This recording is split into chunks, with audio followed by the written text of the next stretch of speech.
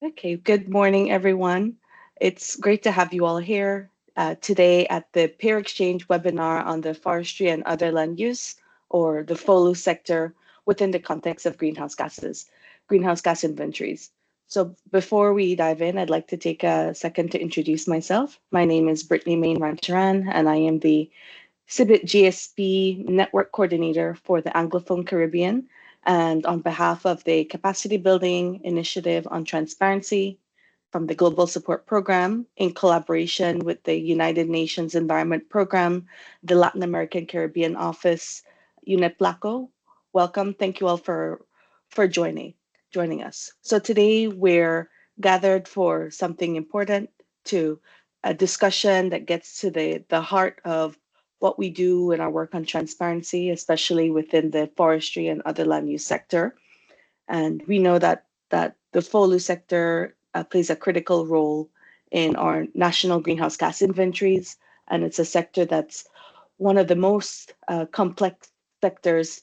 So it encompasses a wide range of human activities related to land use, and with the biennial transparency report deadline coming up at the end of this year, I know various of our countries are working hard to meet these new standards and these new requirements to provide high quality and transparent data. So that's why we're thankful that you are joining here with us to a webinar that's uh, valuable. We have in this session today a group of experts and practitioners who have been through this process and who are here to share their important background on the requirements for reporting in the FOLU sector for greenhouse gas inventories. And then we will also hear from the practitioners, the on-the-ground experience, the best practices and lessons learned along the way from the from from colleagues from the forestry sector working on the ground in their countries. So please take a chance to listen and learn learn from each other while we're here. Please be open to engaging and asking questions. And yes, I'm looking forward to discussions that we'll have here today and hearing from all of you. So just some housekeeping and for your information during this session. This webinar will be recorded and material will be available on the Climate Transparency platform. So from the invitation that you received, it's on that page, on that page on the Climate Transparency platform for this event. During the course of this session, if you could kindly keep your microphone on mute, and during presentations, while presenters and our roundtable are speaking, to ensure that you don't lose your question, please feel free to put them in the chat and we will have them recorded. And time will be allocated after each speaker to address your questions. So of course, you can also raise your hand and speak. Raise your hand and speak to also address your questions. And when speaking, please identify your country, where your name and your country and the organization that you are coming from, to help our colleagues along. And this is the brief agenda for this morning. So we should be taking uh, just about 2 hours to get a good introduction from Mari Carmen Ruiz, our Red Plus team coordinator for Latin America at the at FAO. So giving background on the FOLU sector, um, FOLU sector national greenhouse gas inventory preparation and reporting under the enhanced transparency framework, and have a pause for exchange of opinions and questions. And then we'll move to our roundtable experience in the FOLU sector from our country practitioners. So we have our experts from Belize and Dominica, who we will be hearing from. And then we'll close with a survey and and, and wrapping up.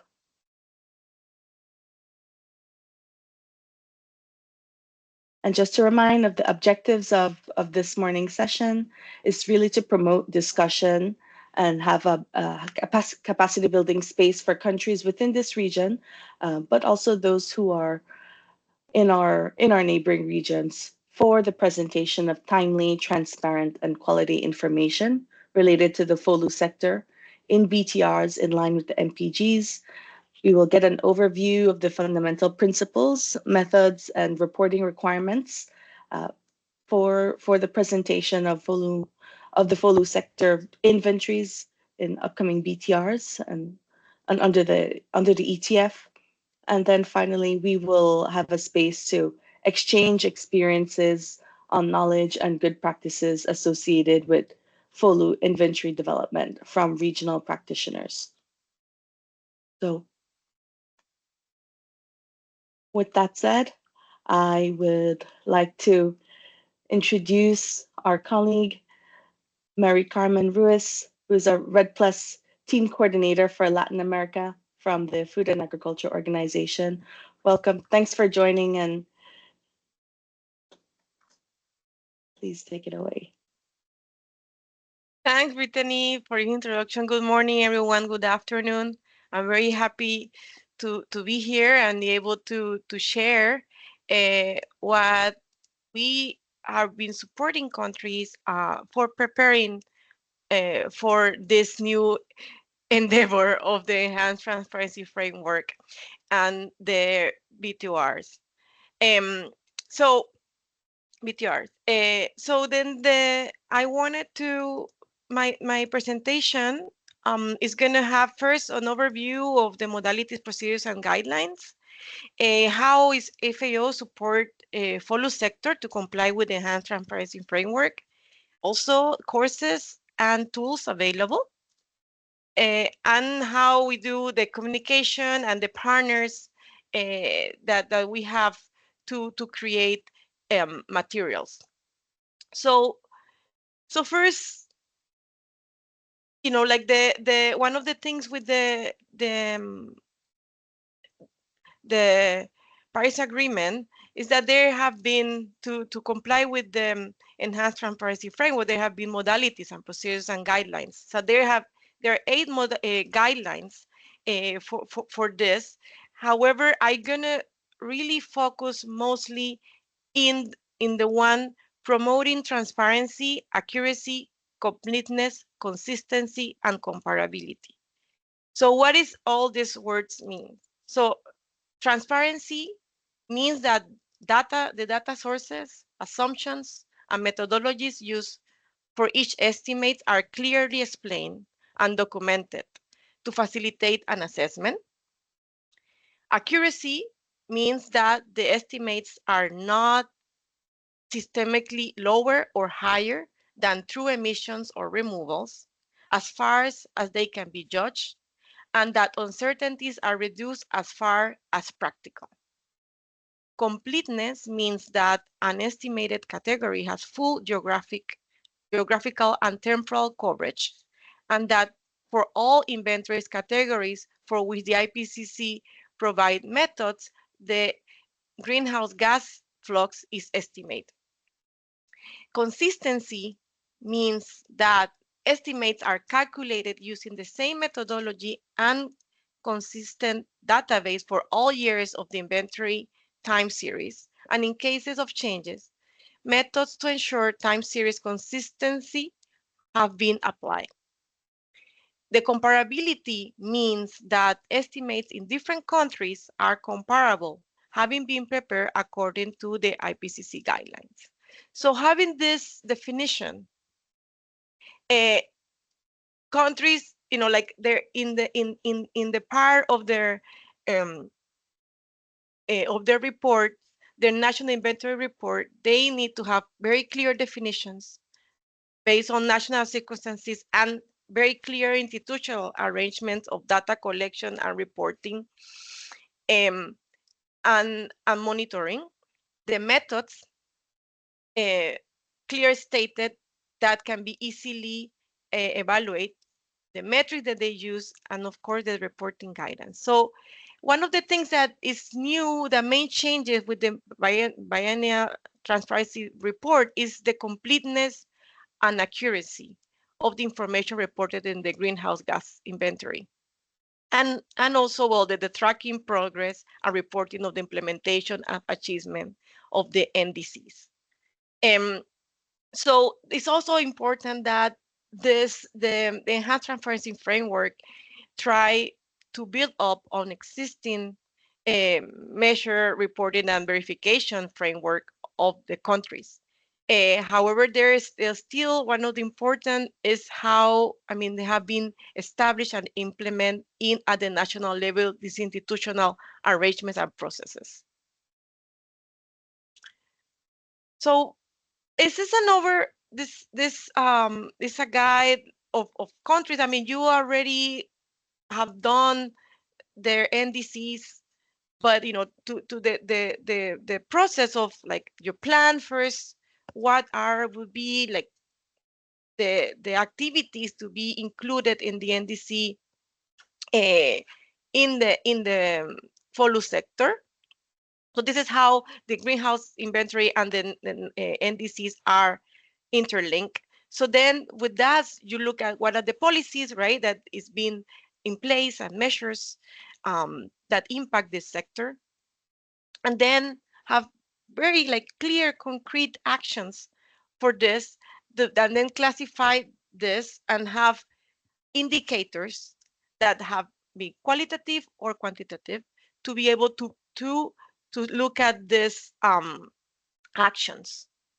So then you check if or in the what are these categories and subcategories are in your greenhouse gas inventories, and then estimate and verify these quantitative indicators. And this is the part that I also want to I'm gonna give more information on, that we as FAO focus a lot on the activity data and emission factors that countries, like giving them tools to have better estimates of activity data emission factors in the FOLU sector.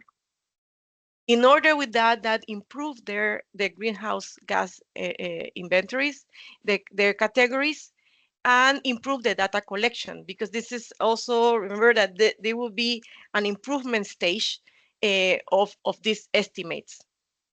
So this is like the whole cycle of how you join the NDCs and the greenhouse um, gas inventories. So then now how, I mean, FAO is trying to support countries on this.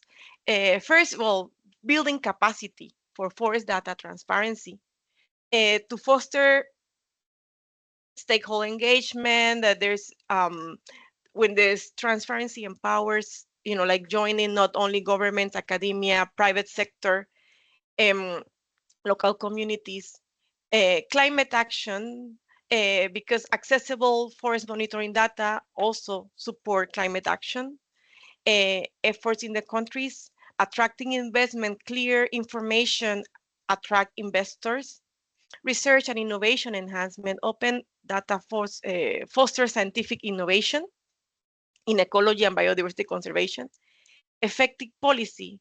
So when there is transparent forest data, enhance policy making and having decision based on evidence. International collaboration, of course, not transparency promotes global cooperation, uh, having issues of forest management and biodiversity. So one of what we started is we were having a capacity building initiative for transparency, the CIVIT, we have CIVIT Forest, that one of the start like having a stage that start gathering information for having like, okay, what country will need, they need a course, like to have like IPC guidelines, the MPGs, like how that will grasp and how country will know how to have better transparency of their forest information. So we start like invest in creating courses So that will be easier for countries to have having a condensed, synthesize the information to have available to countries. So there's been several courses, online courses, free online courses that are available for countries. And also in one of also things is like try not only having courses to have it accessibility of the information and but also help countries to have more like try to see what were the the the the, the barriers for the transparency of their forest data. So then on this process we learn um, six important lessons. So first, sharing openly, countries mentioned that sharing openly can provide valuable time to build climate resilience. So, and then climate policies need up to date and integrated their information. Uh, when a country invest in public money investment for data means that the data should be publicly available.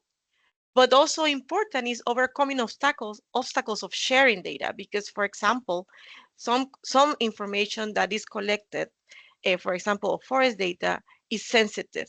So important of, for example, giving countries guidelines for data sharing agreements of sensitive data, or how to use the data responsibly. Also, one of the things that countries have been having is the lack of initial infrastructure to host their data. So that also have had, like the terror for countries to have open data. And also it's important, like the institutionalization of this information, had support, like the expertise of legal expertise to guide countries to have better in place, like because sometimes there is not very clear, like which institution generate what data, and also not only generation, but also the reporting and sharing between different institutions. Um, so based on this, there is a new phase of the civic forest that is now in place, because this what I showed you just ended. This is a new phase that started this year officially. Uh, and so the focus on this new phase is the objective is developing countries have enhanced capacity, knowledge, and awareness of forest-related data collection, analysis, and dissemination to meet the enhanced transparency requirements. But then focus on institutional capacity, because we see that it still needs some countries that still generate their data depending on projects. So this how the institutional capacity to comply with this with the BTR, increasing the the technical institutional capacity, and also we have seen like sharing experiences, as we are now doing sharing experiences between countries have helped a lot other countries to comply to see like what have worked and what haven't, uh, and help them to reduce the errors and go more speedy to their actions. Um, so the one of the things that the activities are at different levels of global, regional, national. So at the global level, one of the things that we have, there's some tools available. I'm going to talk a little bit more in detail later about this tool of microdata. The FAO every 5 years release the Global Forest Resource Assessment, that countries report to look at the total forest cover and different other variables of forest data, and we have been trying like do a lot of improvement in the data collection and even tools for countries to report uh, easier. And at the regional level, try to do connections between regions. Um, Also, for example, in Latin America, there is, for the national forest inventories, there is a network that have been in place and where most of them are Spanish-speaking countries.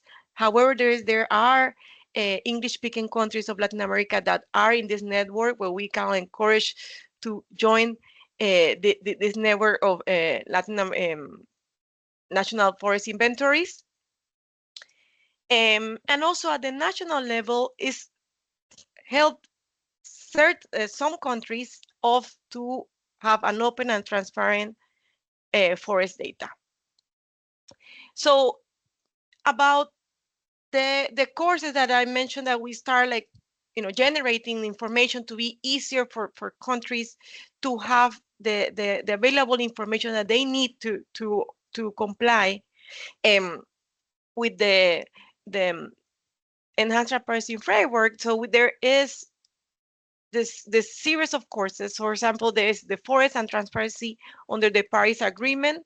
So these are, you can see like the time to make the course. And one of the important thing is that once you finish the course, you have a certificate um, of the UNFCCC.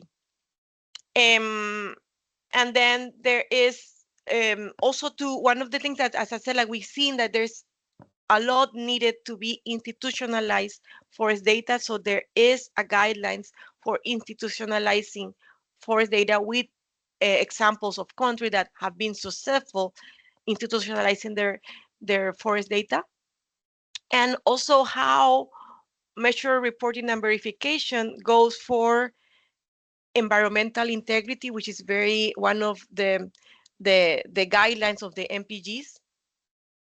And also there is have been a sharing like how different countries have been sharing the forest and transparency under the Paris Agreement.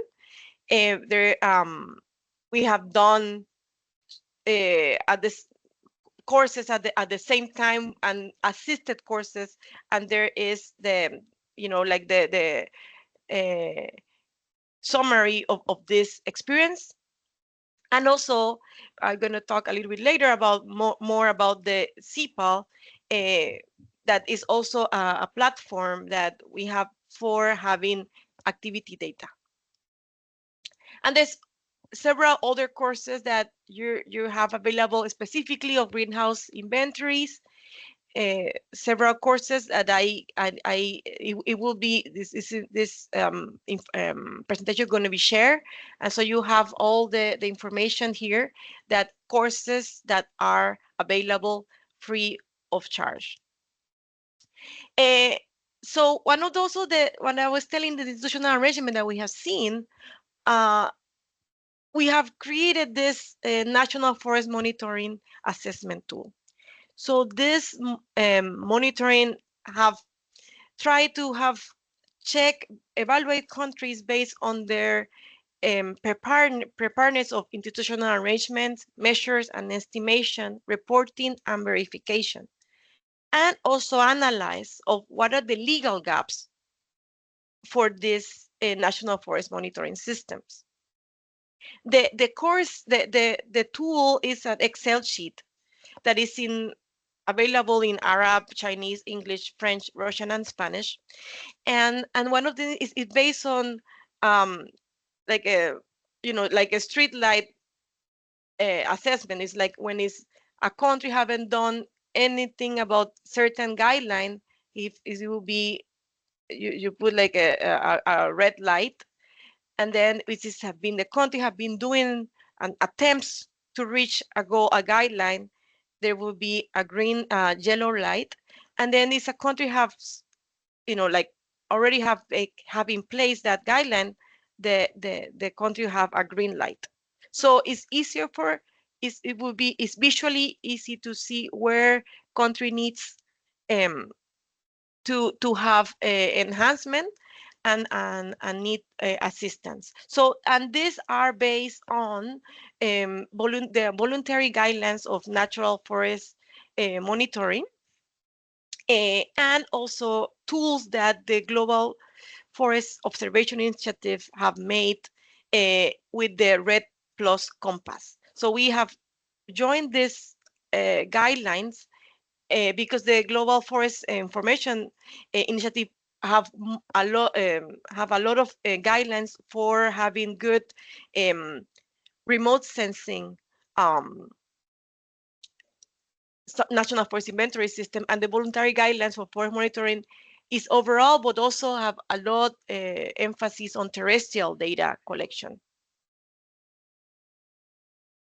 Uh, so when I was telling you about the food and micro agriculture microdata, the farm catalog, is this catalog is a database of microdata, and it's been put in place first started with to put agricultural censuses, but now it's been expanding for food security, nutrition, and forest data, and the national forest inventory data. And this is some information that FAO already has, or information that FAO have support collecting, but now is in continued update and can be new database of FAO or uh, member countries that want to increase the transparency of their data and add it in this platform.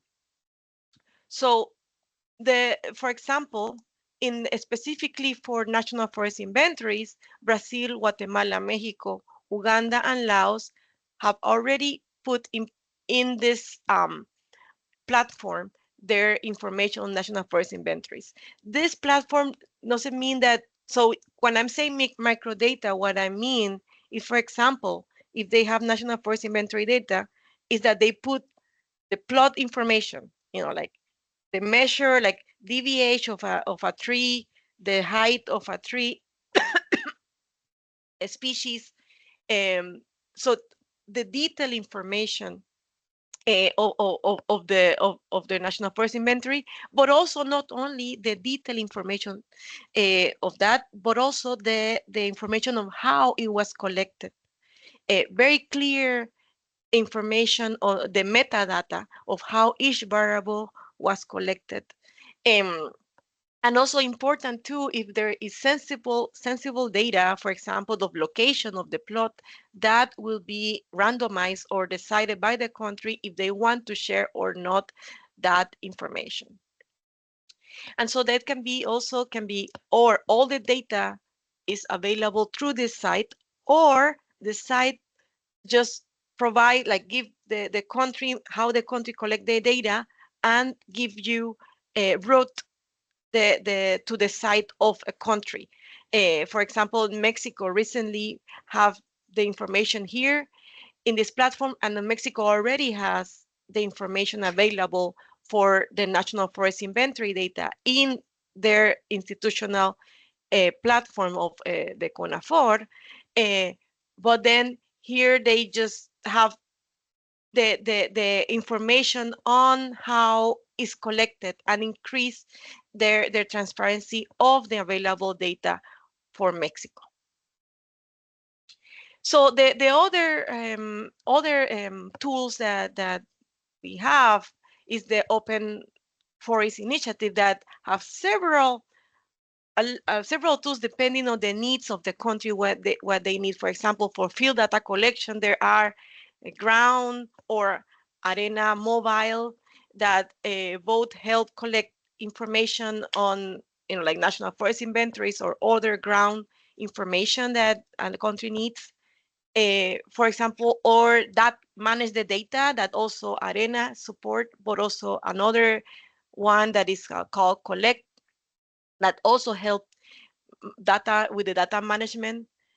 If you need visual interpretation, there are Collect Air or Collect Air Online available for countries to look at the visual interpretation. If you want to do more spatial analysis, we have CPAL, which is the System for Earth Observation, Data Access, Processing, and Analysis for Land Monitoring, that you can have analysis of data series based on several the years that the country is having information, and also the Earth map.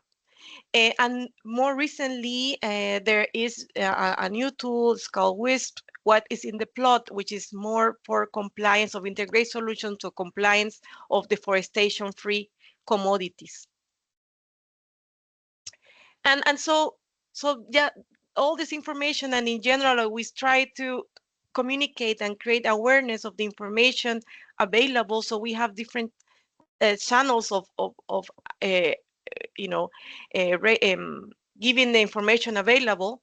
That we have news, or we have the the web page of the boosting the transparency of forest data.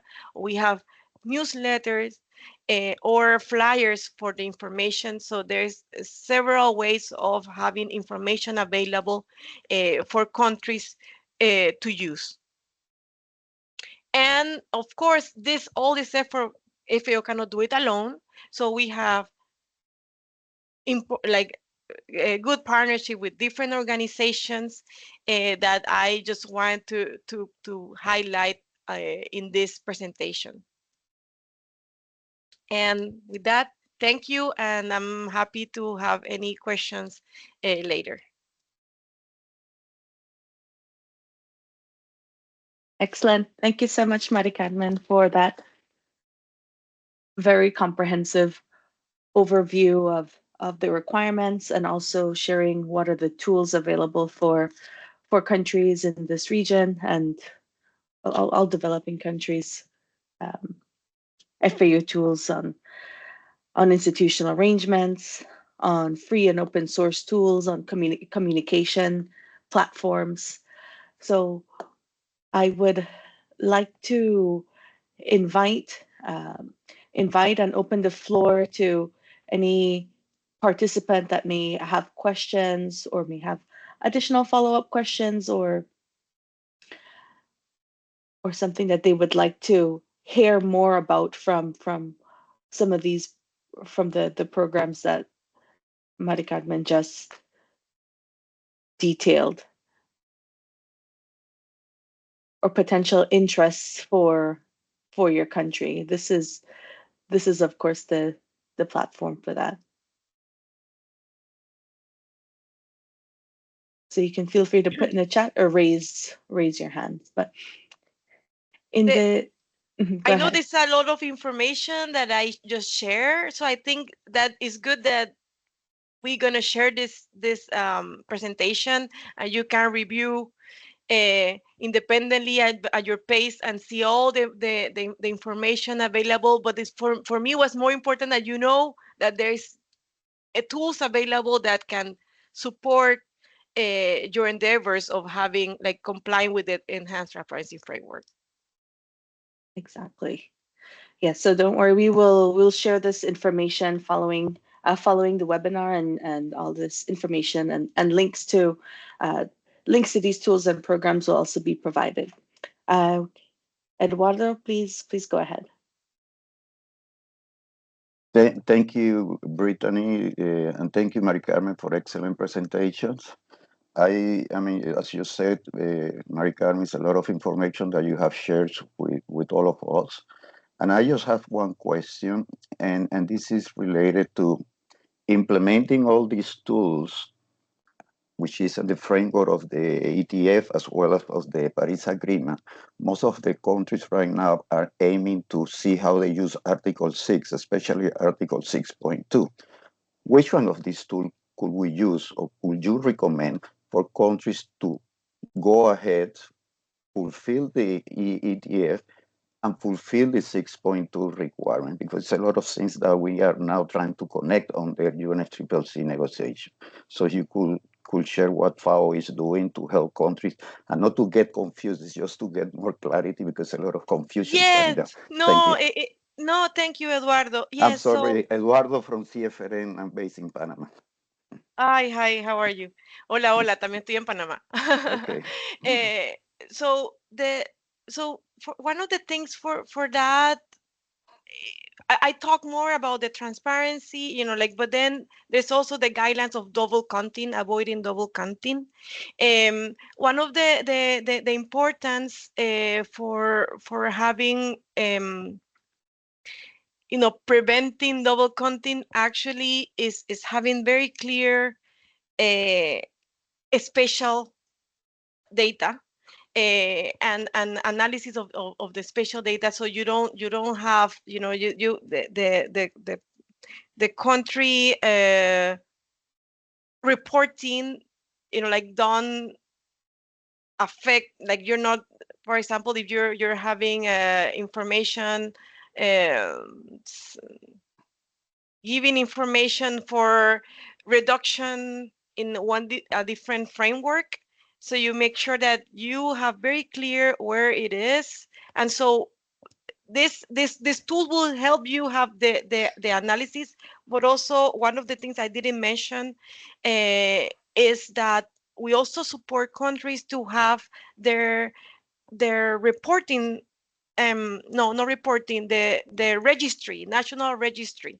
So they have very clear register, like where in their country there are different initiatives going on, that are one of the NDCs, and the things that are not, like, they are, they have to report that are not, would not comply with the NDC, for example. So those national registers are very important, that we'll need to have clear where are located. And also the year they are reporting are not the same of reports of the NDCs, tracking of the NDCs. So the tools of the open forest tools helps a lot, like all the geospatial ones, CPAL. So those information that really help you, geospatial, like explicit information that you can have. So yes, those are very good, but of course it will be country specific to see each one. Like, and like the good thing is that with the CPAL, for example, if you start using CPAL, there is a platform of a group chat that support countries, that they will give, like, how can I do this? How can I do that? And they help guide the countries and the users on what they want to achieve. Okay, thank you. Excellent. Thank you. Thank you for that. That was a good question. We do have quite a few countries in this region that are interested in, exploring the Article 6 carbon market. So I think that's a very important um, linkage to make. I also had a question, Mari Carmen, noting that from this region, we have some very forested countries and others that are smaller islands, maybe not quite as forested. So their data collection for their forest data is fragmented, or it's only on a project by project basis when resources are available. What advice would you have for countries who are looking to improve their forest data over time for their time series, but yes, are limited to these project-based data collection? Yeah, like I'm a terrestrial data person. However, I understand what you just mentioned, the constraints of countries. Some countries have just go through to having, the good thing is that if you don't have much personnel, having the remote sensing information is very useful to have. But then you can have, that will reduce the amount of information in a way to have ground data, to make sure that you have the available, like the information that you collect remotely, you have ground data to support that. But then you, in a way, is is try to have more like ground truthing data instead of the actual like a national forest inventory information that for example, we are supporting the Bahamas in this, as you just mentioned, but because also countries as Bahamas or other countries in the Caribbean, it's also like they are more focused on the adaptation actions and not that much mitigation actions. So there's need other information that needs to be taken in the field that also support, for example, socioeconomic data for like to or for effect the effect of mangrove changes, like for example, that are very important for the adaptation of the islands in the Caribbean. So there, but what I'm trying to, I mean, so there's different levels of information here, but one of the things is definitely remote sensing is very good tool. However, based on it will not have that accuracy of the ground data, but will at least have a better, because it's also based on the national circumstances, no, as better as possible the information collected. But there's can be little steps to have the, like, like for example, we can there's can be like national forest inventory collection that can be not necessarily a huge sampling many sampling units, but some that have certain, you have know the variability of the forest types, for example, in the country. So you can be doing like a little steps, and they can be done by you can, for example, say a country will collect information by years. Like they have certain information that be collected in some years, that I don't know, 10% of the information is collected one year, the other 10% the other year. So you can have ways to collect information based on the possibilities of the institution. So there are many ways to overcome this issue, but as I said too, that one of the things with this transparency framework is that they don't expect to have everything in place immediately. So to be, it's enhancement. So it will be, having better and better by time. So you can start like with little steps and then start, but then to have a vision, no, to increase later. So little by little, but there are, as I said, tools that you can do remote and the terrestrial data that you can use. Uh, for example, open forest initiative, those tools also support that. Okay, excellent. Thanks so much. I think the takeaway from that is it's progressive, that to get Yes. your data and your systems up enhanced over time, and the have a clear plan to set those improvements. So that's good. And I was also thinking of Bahamas and a few other countries. So that's good. That's good to hear. Eduardo, please go ahead. Yes, thanks, Brittany. Again, I'm sorry to request or to ask another question. Mari Carmen, I heard you about answering the last question, which is very important. You're a ground truthy person. You like to be in the field. And one of the most important point, I mean, that or challenges that developing countries, especially in our region, are facing is getting real information of emissions factors on the different classes and subclasses. I know you started the one in Panama. I know Belize has a lot of information. They have done a good job for many, many years, well as in Honduras. But not every country has that kind of capacity. How this program can help, I mean, countries to the ones, for example, that you mentioned, the Caribbean, that they don't have, so they need to start. But how from this project or program or from FAO help countries to start moving into that direction?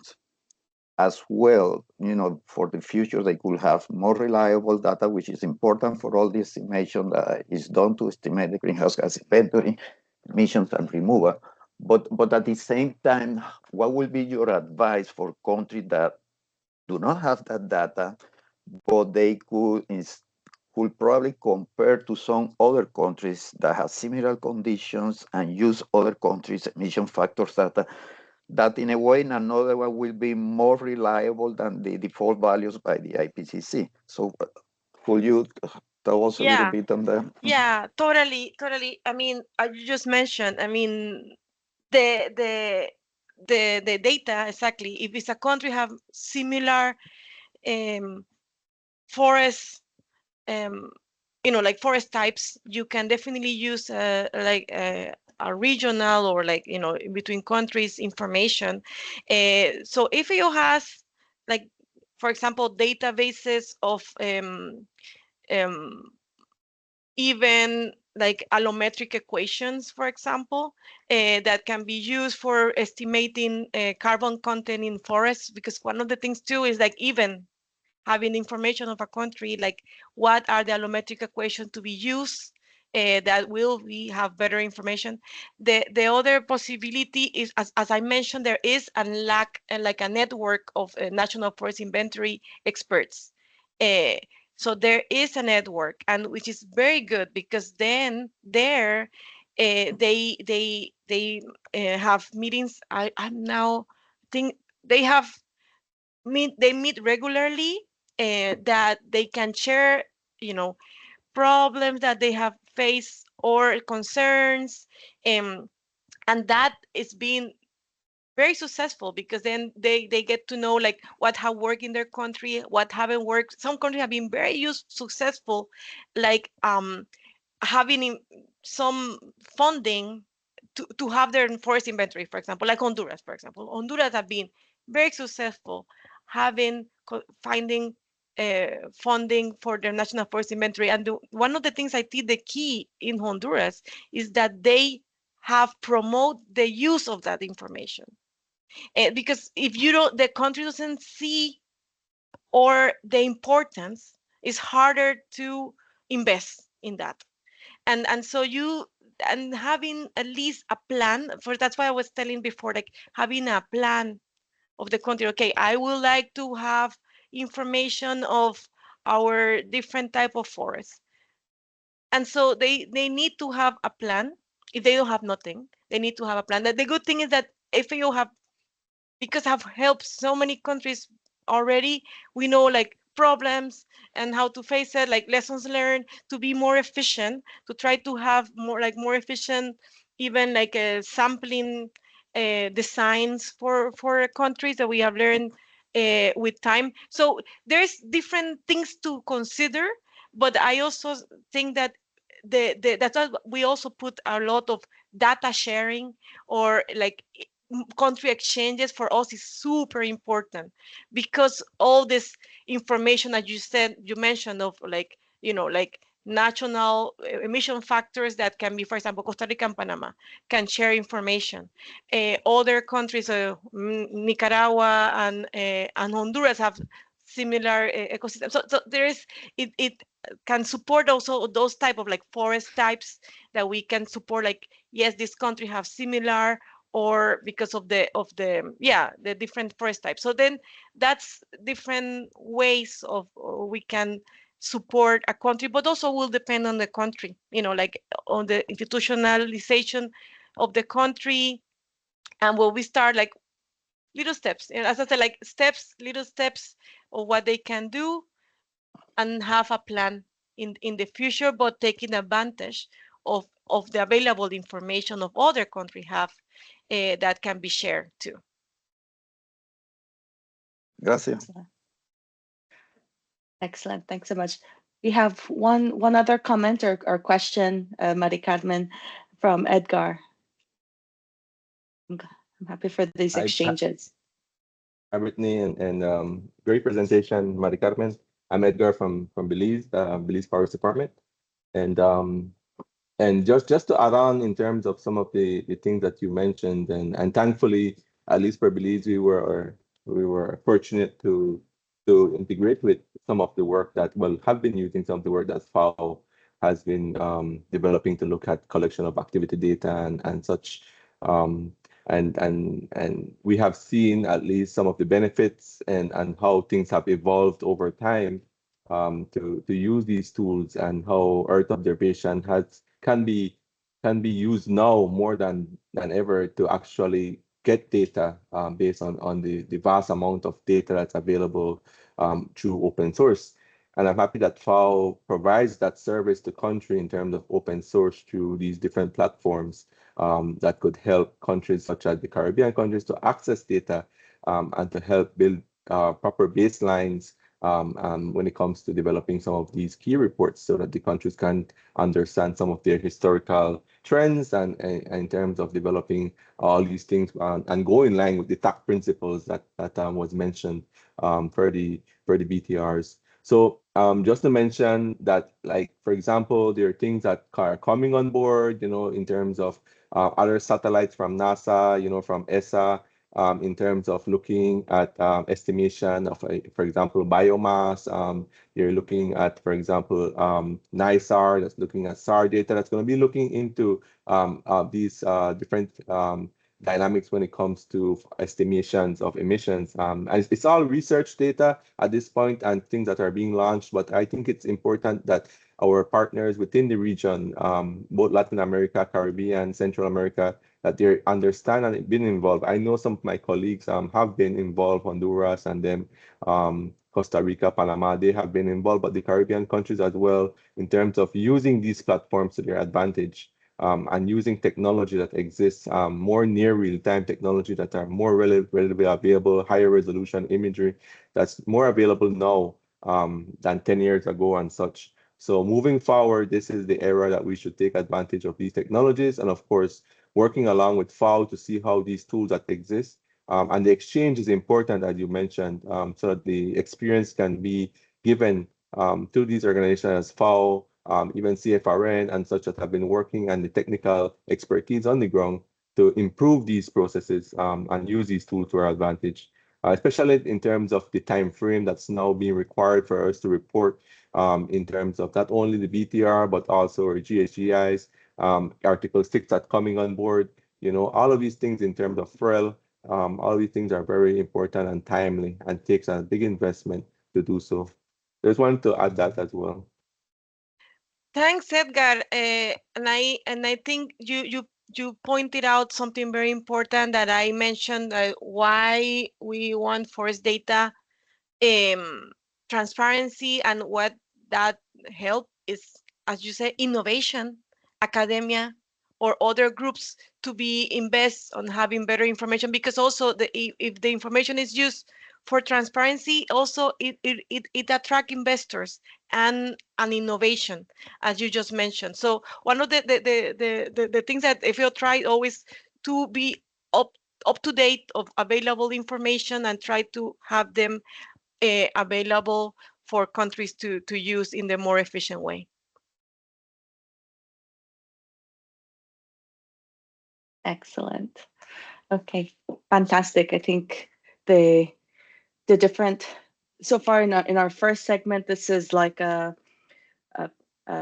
mini network of forest inventory experts meeting right here. So thanks all for the valuable contributions, and also very much thank you very much, Mari Carmen, for giving us an overview of the expectations for reporting in the sector, as well as some of the few but various tools and opportunities that countries can use to enhance their national forest data and transparency over time. So thank you very much, and we will continue this discussion in the other segment, where we'll also be hearing from our national experiences. So we've heard from FAO what the tools are available, and now I'd like to pass on to the roundtable, the roundtables of experience sharing in the FOLU sector, lessons learned, and preparation from reporting national inventory. So I'd like to call and introduce Ms. Carlene Williams, Activity Data Lead Officer from the Measuring, Reporting, and Verification Unit of Belize's Forest Department. And followed by her, we'll have Mr. Bradley Guy, from Forest Officer from the Dominica Forestry, Wildlife, and Parks Division. But I'd like to invite you first, Carlene, to go ahead and share with us this Hi, experience good from Belize. morning.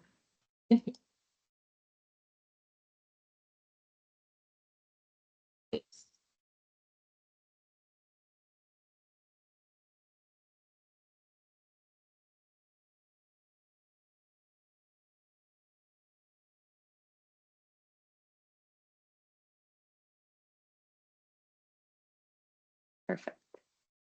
Okay. 1 second.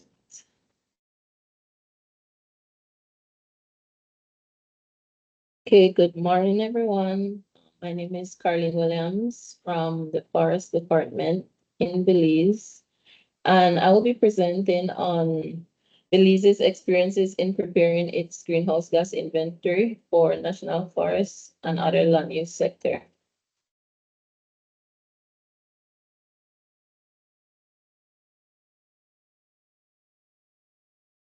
Okay, so I will just be starting with a general overview of information about Belize, and following that would be an explanation of the methodology used for our activity data collection and emission factor, and then the analysis of our results in our greenhouse gas inventory. And then finally, we'll be sharing some key insights. So Belize is a country on the northeastern coast of Central America, which is bordered by Mexico to the north, the Caribbean Sea to the east, and Guatemala to the west and south. Our area is 22,151 square kilometers, or 8,867 square miles. We have an economy which is natural resource based, which is agriculture and tourism, and a population of 400,000 with a growth rate of 2.3%. And we are generally an English speaking country. So for our country, we have 36% terrestrial protected areas. And our main driver of forest loss are agricultural expansion, infrastructure expansion, unsustainable and illegal logging, hurricane, pests, and wildfires. So to formulate Belize's greenhouse gas inventory, we need to collect our activity data and we need the emission factors. So for our activity data collection, we have 3 phases. We have our preparation, implementation, and our validation phase. So in the preparation phase, this is where basically we do the groundwork for our mapathon, as we would call it. And in this phase, this is where we would allocate all our human and technological resources. We would get our workstation and all other logistics in place for our data collection. In the preparation phase, this is also where we would consult with experts for different aspects of our mapathon. Here we formulate decisions, we reevaluate definitions, terminology, and other aspects for data collection period. For our 2023 data collection, we use the same methodology of data collection, but it was improved. We basically had the same systematic sample-based approach. Our grid design for data collection was basically the same, where we had we sampled plots of 0.5 hectares, and in each of these plots we had 49 points. And each of those points represented 2%, and they were 1 kilometer apart. We also had improvement of specific definitions. And we also had training because we had included in the new Mapathon additional techniques for visual interpretation. We also did some ground truthing before the start of our Mapathon. So the implementation phase, this is where we actually started the Mapathon. When all our logistics were in place, we gathered at the Forest Department headquarters, and a 12-member team carried out the assessment. And about 50% of our team had experience already carrying out the assessment because they were involved in the first reference level. So in total, we had 23,092 plots, and this includes a 5% for quality checks. And we did this in little over 2 months. And during our data collection period, we had quality control where we would download data from the Land Use app, and we would vet it to ensure that we had no impossible transitions or impossible disturbances. So these are steps you would take during the actual survey in the Land Use Assessment app. So when we enter the app, we would zoom out to understand the context and the location of the plot.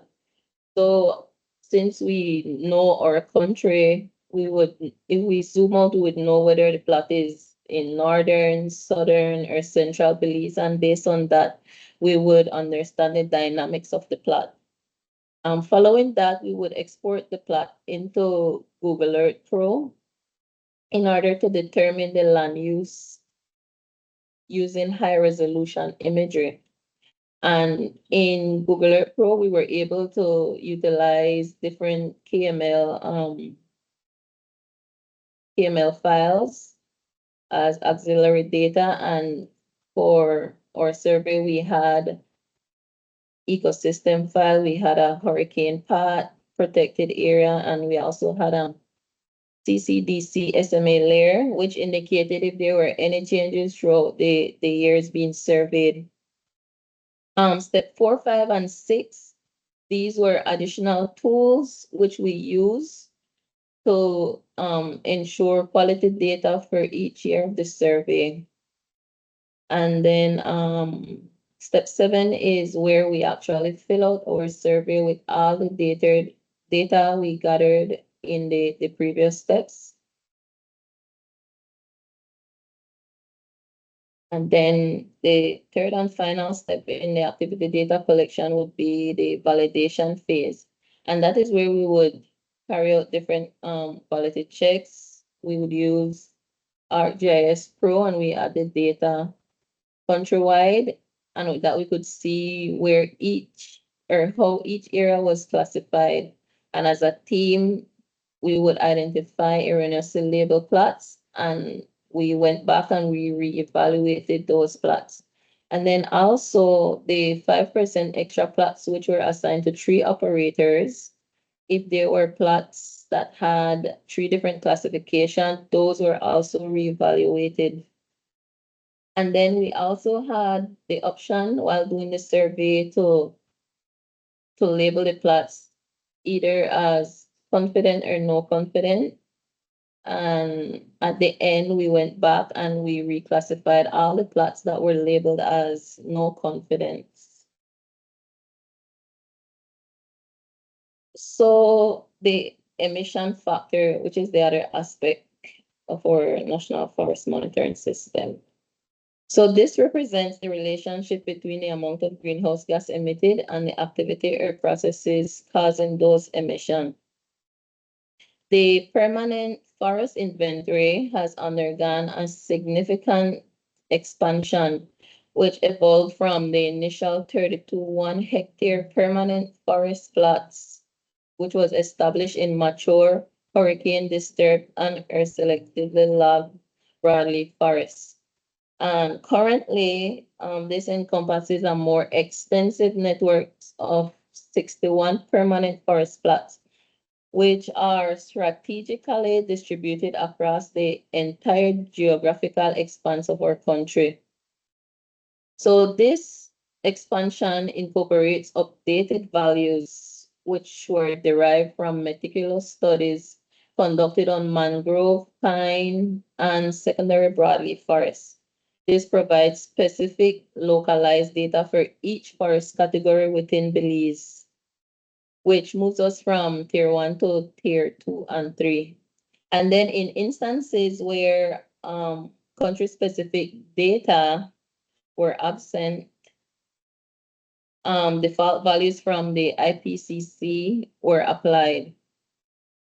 So rigorous efforts have been made to assess uncertainties associated with tier 1, 2, and 3, ensuring a robust and transparent evaluation. So moving to the greenhouse gas inventory. Belize National Forest Monitoring System encompasses a two-phase monitoring system. The land use and land use change assessment, which was described earlier, and then that is normally done using remote distance data facilitated through the LOA app. And then we have the permanent sampling plot network, which provides tree-level forest inventory data. So we have the data processing. The Belize greenhouse gas inventory employ 2006 and 2019 guidelines with combination of default values and country-specific emission factors, sorry.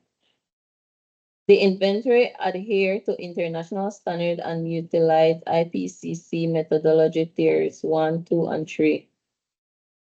The land representation and the definitions of land use categories follows the 2006 and 2019 IPCC guidelines, and this includes the analysis for land remaining in a land use category and a land converted to a new land use category.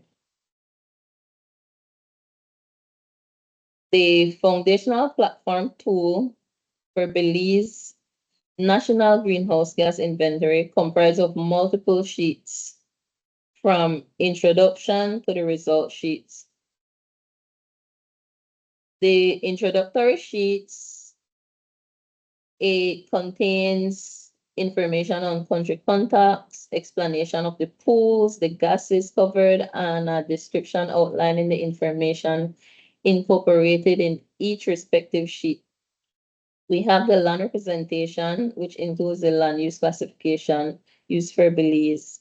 We have the transition matrix, which illustrates the feasibility and unfeasibility, and unfeasible transitions from one use to another. We have a disturbance matrix, which is basically disturbances affected by land use category. We have our activity data database, which refers to the land use and land use change information collected using a sampling approach at the national scale for every year of the time series that was collected using our land use assessment app. We have the pivot activity data sheet, which pertains to a coding system designed to consolidate plots with identical land use or land use change characteristics from the lower app, systematically analyzed on a national scale year by year and for each sampling plot within the time frame using the lower app. We have our soil organic carbon sheet, which pertains to information for each of the plots, which will then allow the soil organic carbon reference values to be assigned by land use and land use subcategories.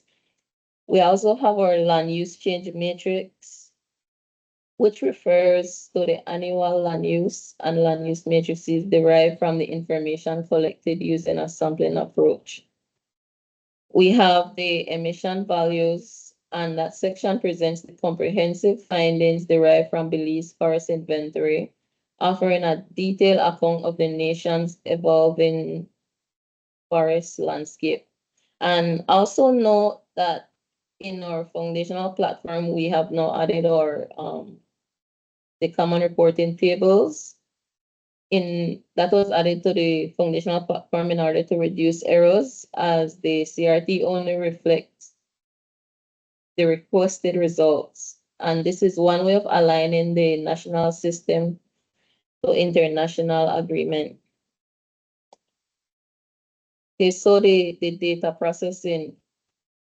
For the data processing, we also have 3 phases. We have the organizational phase, the estimation or the calculation phase, and then we have a verification phase. So for the organizational phase, that is basically where we organize the data, the raw data. So we create pivot tables, and the data is arranged by codes, by land use type, and the disturbances are also color coded. The pivot table aggregated the 21,991 plots into same land use and land use change trajectories or situation through the use of the code. Group categories by land remaining with disturbances, and land conversions were also executed. The data was then sorted or organized by year. And then for the calculation phase, the IPCC equations were applied, and we had calculations on gains, losses, conversions. We have the organic matter. We have methane and nitrous oxide, along with the soil organic carbon. And these calculations were done in 3 different sections in each sheet. So we have a sheet with land remaining in the same category, undisturbed. We have land remaining in the same category, disturb, and land use conversions. And for the land remaining in the same category, disturb, the losses in forests that remain as forests were assessed due to various disturbances, both anthropogenic and natural. And for this, we had them divided into 2 different groups. In group 1 were the land remaining that had no expected regeneration, and those land would be those affected by shifting cultivation, infrastructure, or other human impacts, grazing and mining. And then we had group 2, where we expected regeneration after disturbances such as hurricanes, logging, fire, and pests. And for the verification phase, we had quality control, where we had 3 experts who were part of the verification. They reviewed the 7 calculation sheets, which are the gains, the losses, conversions, the dead organic matter, the soil organic carbon, the methane, and the nitrous oxide results. And these sheets had 4,759 rows. So key insights. So capacity building throughout this period and moving on into the future, continuous training for the team involved in data collection, analysis, and reporting is definitely necessary. During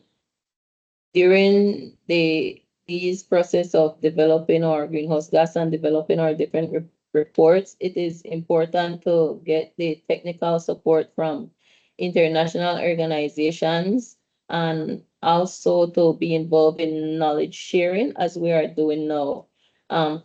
We need to continue to participate in regional and global networks, and then to develop a robust data collection system. For the case of Belize, we have the land use assessment app, which is an enhanced version of the Collect Earth online program, which was enhanced to suit Belize's national context. And then we also have the fundamental platform, which houses the greenhouse gas inventory, and also now the formulation of the CRT tables, which is directly being linked to the data from the greenhouse gas inventory in order to avoid errors. And then we need to continue following the different guidelines. For example, the outline placed in annexes of the decisions per the necessary reports. And that would be all. Thank you. Thank you so much, Carlene. I think without a doubt, it was a excellent presentation, and thank you for and the team at the Belize Forest Department for the work and advancement of that system. I think it's definitely clear the work and continuous improvement that's gone through it. And I can only say this because I've witnessed a small part of the process, right, with the mapathon and some of the verification processes. So Yes. I would like to open the floor to other colleagues who may have questions directly about Belize's system, perhaps how they may engage or what um, or share a similar experience of their own. I know that this platform, like you say, is having this experience sharing is important. So, and I'm sure that Belize has learned from others previously in improving their own system. Would in the meantime, while we wait for questions, I think one of the areas I wanted to highlight was even though we're all in this region, we have very small teams, small populations in general, small um, land area. The effort is still the number you mentioned, the 12-member team to conclude your mapathon, which is your update of your data collection process for your time series, right? For your time series for your FOLU inventory, um, and doing so in 2 months. Is there any um, is there anything that you could share from that experience uh, that could encourage countries when they are planning their process for updating um, their their activity data? I know in this case it requires resources. You mentioned you set up a room and have everything prepared. Is there any advice that you could share for countries who know that they have to update their activity data, maybe add on additional years? What uh, what could you help them in? What advice could you give them in starting that process? I think one of the main thing in this process is for everyone to be trained properly in in the different aspects of data collection, because if you are able to use the tools to collect the data, then that would allow you to do the work much quicker. And in our case, we had to hire um, 4 special technicians to assist us because our team here at the forest department was, let me see, it was six, a 6-person team. So we had to hire 4 special technicians, and then we had assistance also from a member from the National Biodiversity Office, and we also had another member from the Climate Change Office that assisted us. So I think you need that additional allocation of human resources and yeah, just to have everything in place to carry out this assessment. Excellent. Thanks. I think that's very clear advice. And clearly there is support at the national level from different government departments and uh, allocation of resources um, get other technicians on board to carry out the activity, because I know usually the issue is to have data available on time for whatever reason, for an inventory, for your Red Plus annex, for whatever the case may be. So thanks so much for sharing that. Welcome. So round of applause for Carlene Williams and to the Belize team. I think these experiences are excellent and necessary for the growth. Oh, I see we have a hand up. Brahim, please go ahead.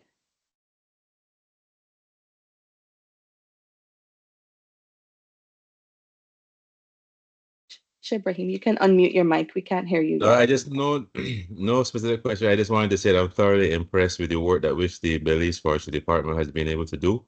I can see there's a lot of thought in the process, and I do wish that there could be a lot more sharing of this type of knowledge amongst us. So again, Brittany, I'm thankful for this platform, and again, Belize, well done, man. Very well done. Very well done. Thank you. Yeah. Thank you.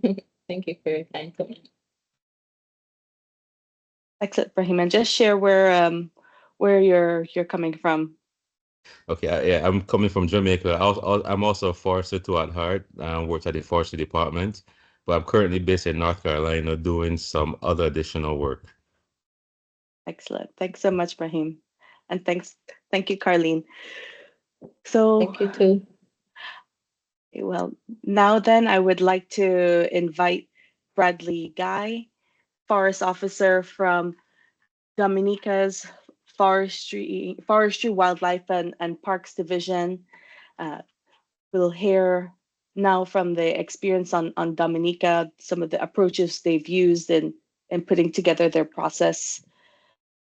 Bradley, welcome, and please uh, please feel free to put on your mic and share your screen. All right. Can you hear me? Yes, we can hear you. Microphone check. Okay, cool. And can you see me? Sorry about my background. It's hotels, seaside people. I'm just multitasking. Good luck. All right. So my camera is okay. Mic okay. Very good. I'm just put up my volume a bit. We can hear you well. Okay. Share. Okay. I see I'm not able to share here.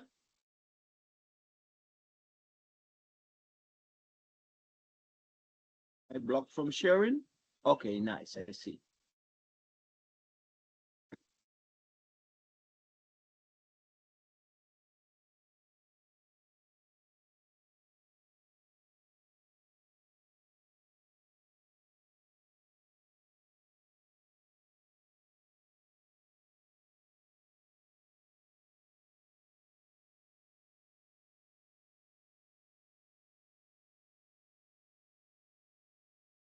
If you need me to share, I can also do so. Yeah, because just getting a little option problem here. I'm seeing the documents I have open, but I'm not seeing the one I need. No problem. Let me share for you. Yeah, just share, please.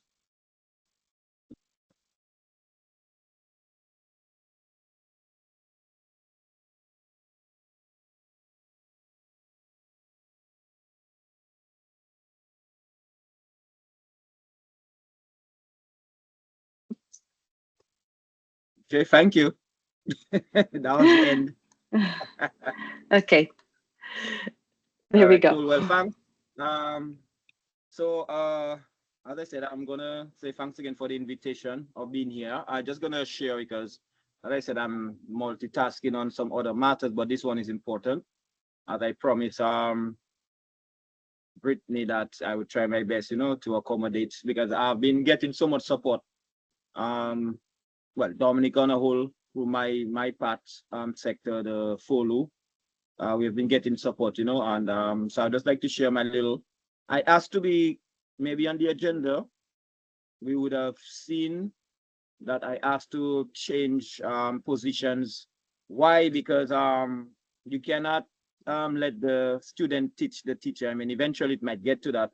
But I just want to big up the Belize Forestry, department because they were instrumental in assisting us in putting together as experts and facilitators in the same way, along with the Coalition of Rainforest Nations. So I just wanted to bring that forth, that I kind of said that, it's better that they present their situation, which is kind of we are kind of I'm following up from them. So I wouldn't go as in depth. I just realized that they would have had that under check, because basically we try to adopt the similar processes.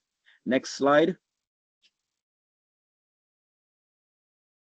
All right. So first of all, I would just like to say that we started the process with the establishment of a national repository for Dominica. That was set with priority from the government, where we saw that our forest resources could be represented in carbon trading or some sort of green economy sort of a setting. And then hello, are we good? Yes. Okay, cool. So in that light, we were advised that to achieve the end result of maybe entering into some carbon trading market, that we needed to follow some sort of methodologies to get there. And the Red Plus strategy was one of those, seeing that we have great extent of forests, natural secondary forests, as stipulated in our assessments, where these forests are continually going under changes, but if they are protected and managed properly, with legislation and actions on the ground, that they can maintain. So we have the basic contents of our Red Plus strategy. So the greenhouse gas inventory process is just, as I said, mentioned within the strategy of certain actions that need to be taken if you need the end results. Can continue.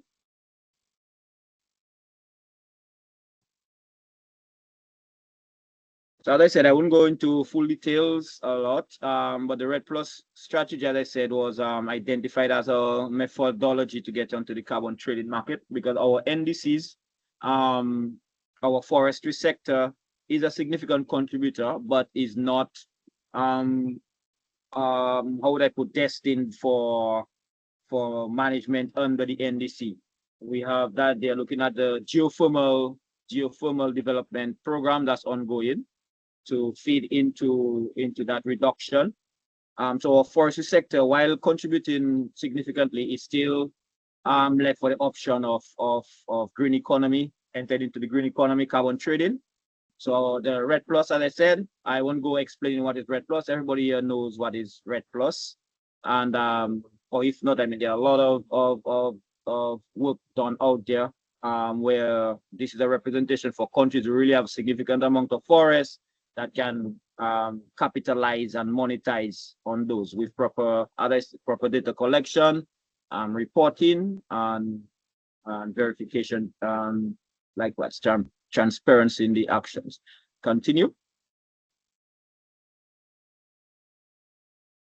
All right, so within the Red Plus strategy, it was noticed that it was very much necessary to have a greenhouse gas inventory system. It has to be followed by national forest monitoring system. It has to feed into it. So it goes by the decisions as stipulated here. Refers to the modalities of national forest monitoring systems, and the following paragraph from that same chapter express very clear concept that Dominica will have to follow in designing its own national forest monitoring system. All right, so as we have there, so Dominica will define the modalities and procedures to have transparent, consistent, and suitable anthropogenic forest-related emissions by sources and removals by sinks. So we look at the gain and loss method. Dominica will update its national forest inventory, starting in 3 protected areas or parks, which we manage through the forestry department. And I say it's protected area system, so there are legislation. Carbon pools will be defined in an exercise that will bring the best technicians as well as stakeholders that could provide the necessary expertise to define them having in mind above ground biomass, below ground biomass, dead organic matter, dead wood, litter, and as well as within the soil. Continue. So that would be our basic component of our national forest monitoring system, would include those factors or elements. So our first forest reference level, which I will just give a little lower down how we got to those. And I think Bellies gave a perfect example of the process towards that, because as I said, we adopted significant expertise from Bellies, partner with St. Lucia, and as I said, the Coalition of Rainforest Nations and other interested resource persons, I would say, because it's a very comprehensive work, and there's a lot of desk study that was done in light. So in January 2022, we had our first submission on Dominica Forest reference level. Why there were certain elements we didn't have a forest reference emission level, because there were certain elements that that were not so available at the time, and so we decided to go that route. And with the submission, so it said in 2015, in accordance with the relevant paragraphs of decisions in 1 and in chapter 19 and 20, towards achieving the ultimate objective of Article 2 of the Convention, the government of Dominica committed through its intended national determined contribution, as I said, the NDC, INDC, to a progressive reduction of total greenhouse gas emission below 2014's estimated amount. So as we said, we have consistent in accordance with decisions. All right, so we, as well as in Article 13 of the agreement, Dominica provides information under the enhanced transfer-free framework. I guess this is the next step for us as we speak, entering into this reporting period through our first BTR. We are hoping to establish and submit in this year to December 2024, along with actually our first BUR also. So we are looking into that currently. We detailed a set of modalities, procedure, and guidelines, as we all know, to build trust and confidence if we are to enter into further negotiations and into the green economy, looking at carbon trading. All right, so just to continue, so we are still a smaller and developing states, and we are at the front line of the climate crisis and among the most vulnerable to its adverse impact. I think we all know that. And at the same time, at the forefront of climate actions, a lot of us have been putting in the work, and subsequently, as I said, like this, we can actually represent on regional, international forums and show, the great work that we have been doing. Continue. So these were the basic elements of that forest reference level.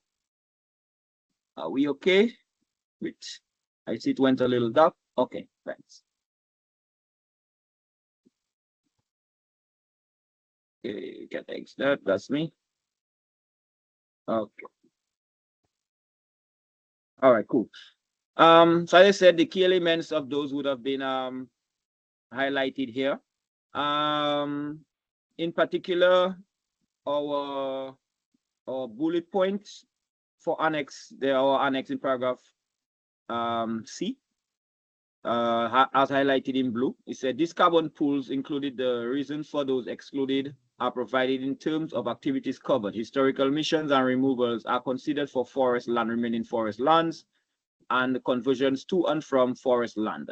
In essence, this is equivalent to measuring and monitoring all country circumstances, only removals from conservation. Due to specific country circumstances, only removals from conservation, sustainable forest management, enhancement of carbon stocks are included for the whole island, and reduction of emissions from deforestation for only a section of the forest, reduction of emissions from degradation is not included. All right, so this was one of the main points I wanted to highlight here, where at first instance, we, due to certain data availability, and so we decided to submit a forest reference level where we had to exclude some of our these criteria there on degradation and for forest degradation and deforestation. So as we said, let's continue. So this document was submitted, reviewed by the UNFCCC, and sent. We had discussions on it, and queries, comments, recommendations were made. Then we took it in to review and update the document. And in the instance where there is a growing opportunity, we saw from certain decisions made internationally, guided by our experts in the greenhouse gas inventory process, the CFRN, and that was stipulated by other beneficiaries of such, for example, bellies, would have considered to submit of zero FREL. All right, so that would be our second forest reference level or forest reference emission level for the reporting period, I would say 2018-2025, which was submitted in January 24, would have considered that that zero FREL approach. So later on, I will show why we considered that. So it said the government of Dominica considered this to be an important part of its mission to lead the process of collaboration with others with a view of preserving the nation's forests, rivers, and ecotourism product, preserving the marine environment and country's biodiversity, and popularizing even as preserve the nature island concept and brand. It is the government's intention to make an active and deliberate contribution to sustainable development for the natural and built environment, giving special attention to the larger environmental issues such as biodiversity, land degradation, climate change, and the emissions of greenhouse gases that cause global warming, etc. We will give high priority to pursuing policies and programs that are consistent with well-researched proposals and programs developed by the international community and are consistent with our country's needs and capacity. So as I have highlighted, basically we're just trying to show that Dominica is still committed, even with our second submission, to have full control of our biodiversity and forest resources, as much as trying to curb land degradation and deforestation. So it's part of our policy and development moving forward for us to consider our contribution, to bringing down greenhouse gas emissions. Pursuant to the commitment set by the government, Dominica has the honor to present to you the second forest reference or forest reference emission level for its years 2018-2025 of the country at the national level evaluated for the period that we're in, 2024. Continue. So as I said, we have the key elements of that document, and as I said, highlighted again in blue with annex in paragraph C. We have these carbon pools included, and the reason for these excluded are provided. For those excluded are provided within the document. The FREL covers the historical emissions and removals associated to the forest land remaining forest lands and conversion to and from forest land. In essence, this is equivalent to measuring and monitoring all possible REDD+ activities in the FREL, meaning that earlier on we decided to exclude land degradation and some other aspects. Here, with data that we received, we retrieved while updating our document, and as I said, with expert advice for the condition that we are in currently, we decided to look at our entire island as the carbon pool. So I guess that explains a bit. I mean, it's a bit more technical, but the zero FREL approach. Basically, we're hoping to gain all benefits from all our resources and not dissect or disaggregate the resource itself. Continue. All right, so as we said, REDD+ activities within the document included, as we said, keeping within the decisions made. So right now, as we said, we included deforestation, forest degradation, conservation of forest carbon stocks, enhancements of forest carbon stocks, and sustainable management of forests. We also had to redefine our forest for Dominica during our process of developing the forest monitoring system, and also the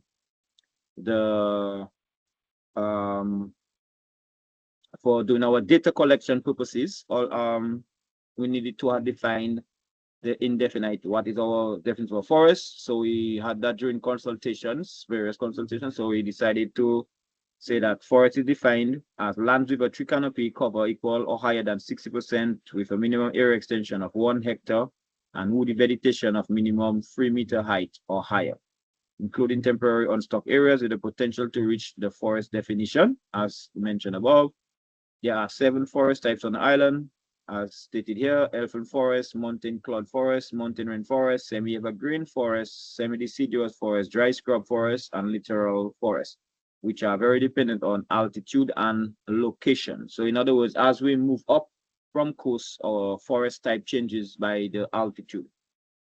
Characteristics of each forest type are described, as I said, it's further on in the document. Yeah. All right, so those, as I said, those were the RED Plus activity that we include. As I said, we're looking at the zero FREL approach, so we're including all aspects. This is just to show the country Dominica and during the how we subdivided to how we subdivided the areas and forest types. As I said, looking at as we move in elevation and some location, you have changes.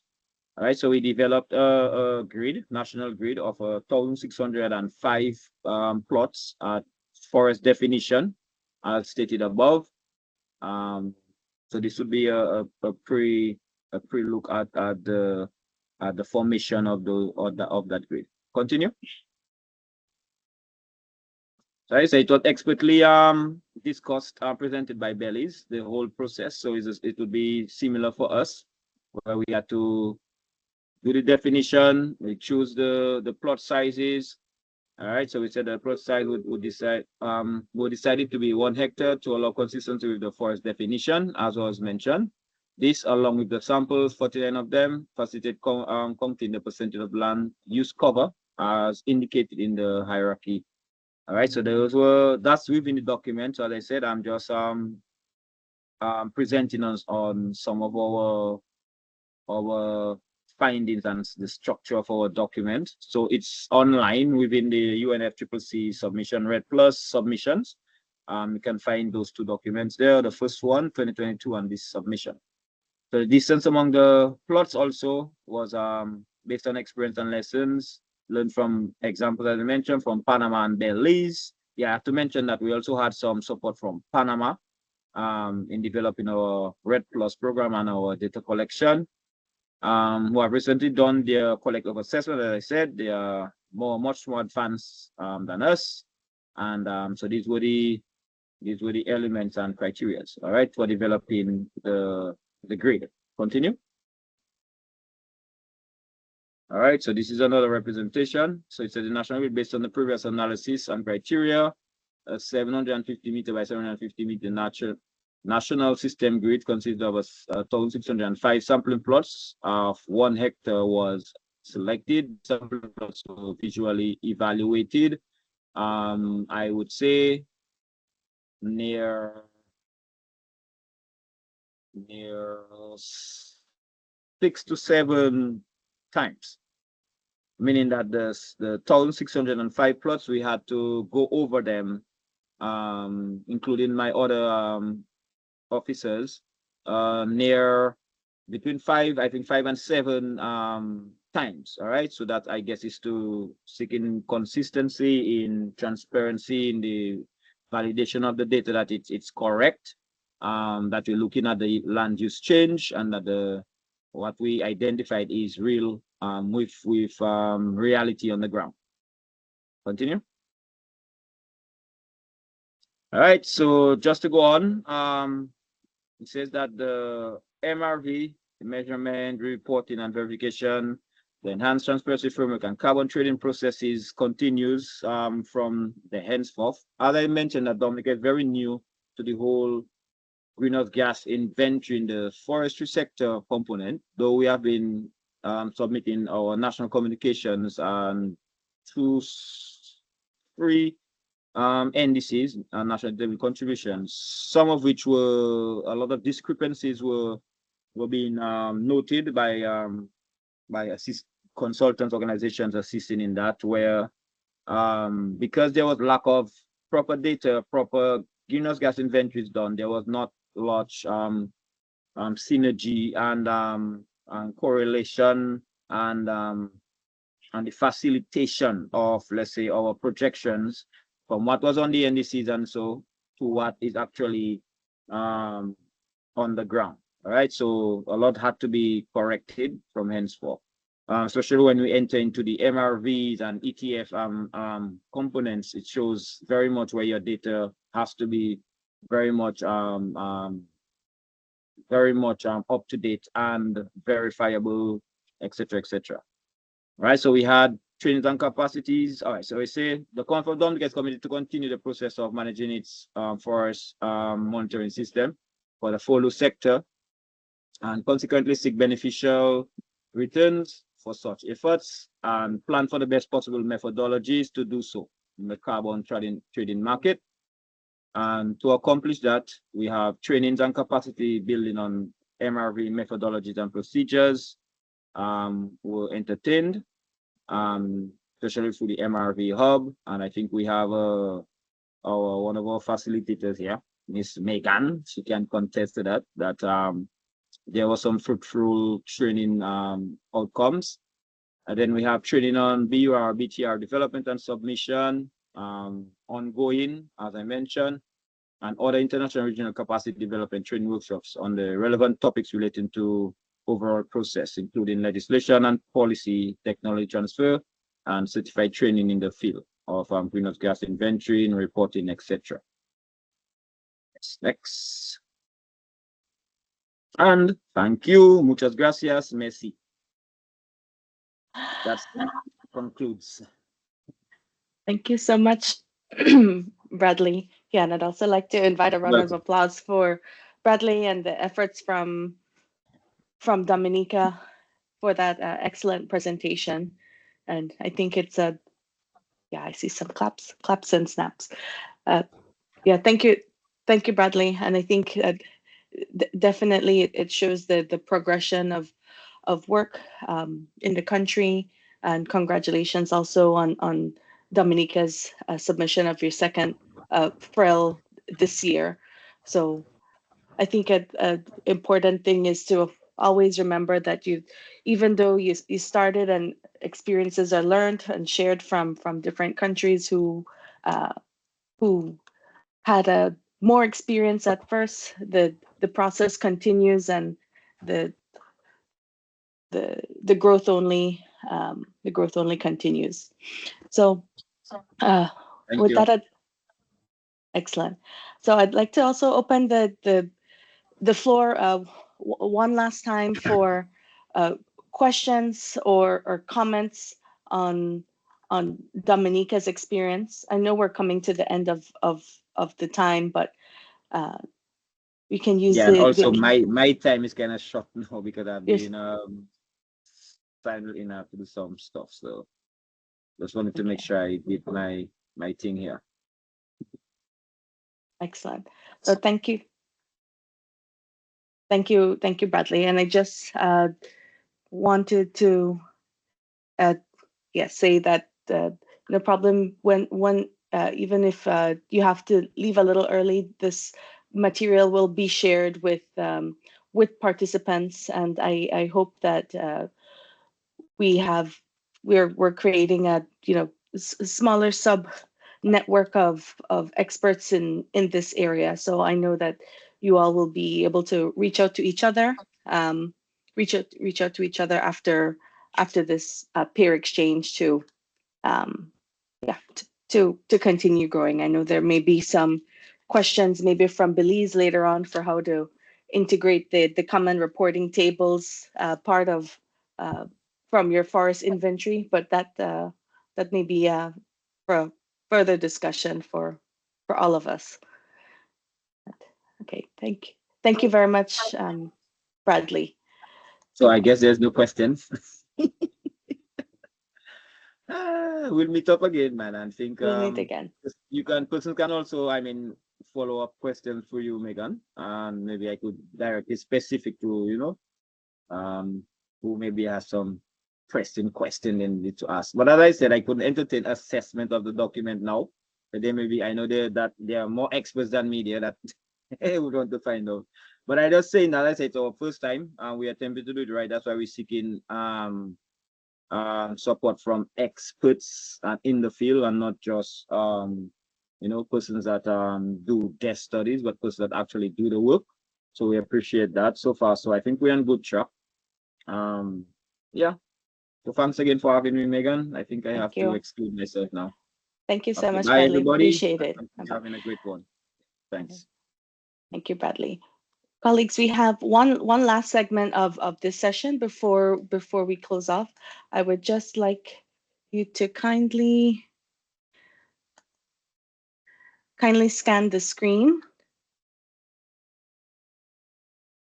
Kindly scan the screen or go to www.menti.com and enter the code just to give us a short evaluation before we go.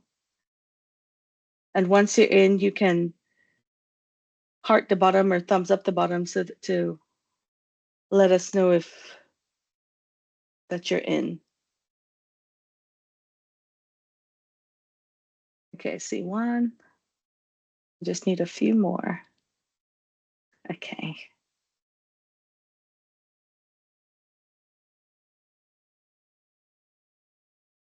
Are you able to see the screen? Yes. Okay, so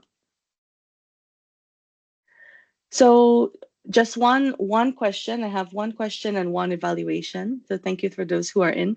Are there any valuable insights that you've gained from today's exchange that you plan to implement in your own country or to take back to your organization, whatever it may be, or a word or a takeaway that you can share here?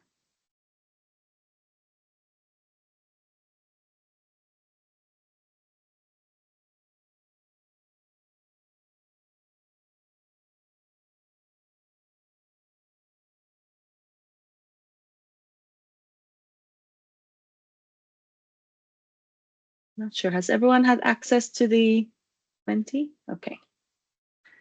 So mitigation and adaptation measures are important regarding the FOLU sector. Yes, definitely.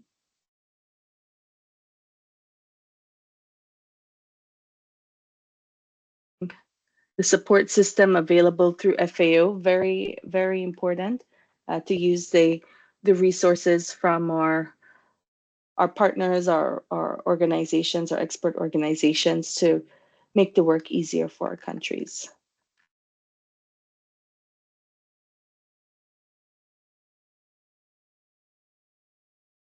Okay.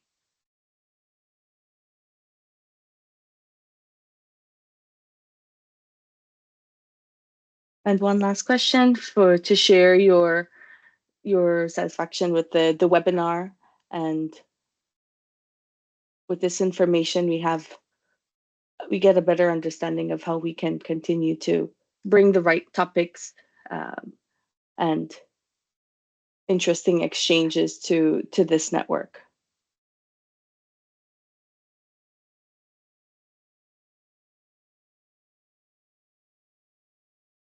Thank you very much. I'll wait for just a couple more. You have a. Don't worry, I'm not looking. We value very much your participation and engagement. I'm aware that not everyone here is works in the forestry sector, but we do appreciate your interest to learn on new topics, which is also always something new to be learned. Okay. And then also while we're here in these last couple minutes, if you're available to turn on your cameras for the last second so that we can take one last farewell photo for to end off this pair exchange to see where we're all joining from.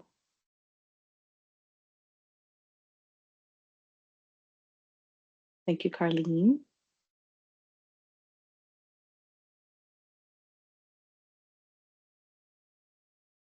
Maybe I should have given some more notice, huh?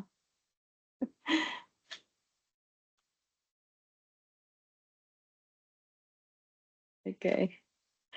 All right. Thanks to those who shared their cameras. Edgar, thank you. Edgar joining from Belize. Okay. All right. Thank you, folks. Thank you.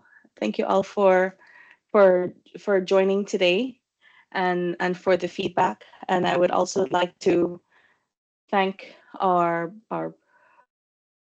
speakers, Mari Carmen from FAO, Carlene from Belize, Bradley from Dominica, and also to all our colleagues who have engaged so actively in the in the questions and in the country exchanges. I think this is it's very valuable to have these exchanges, and we hope to bring more of these type of peer exchanges as well as informational webinars to this network, to the CIBIT GSP um, English speaking Caribbean network, especially as we get further into the year and countries are preparing their BTR. So with this, I'd like to say thank you very much and goodbye and see you the next time. Please look out for more information and invitations on upcoming events from myself and as well as on the Climate Transparency platform. We will be sharing the the resources from this peer exchange following in the following few days. Thank you very much. Bye bye, everyone.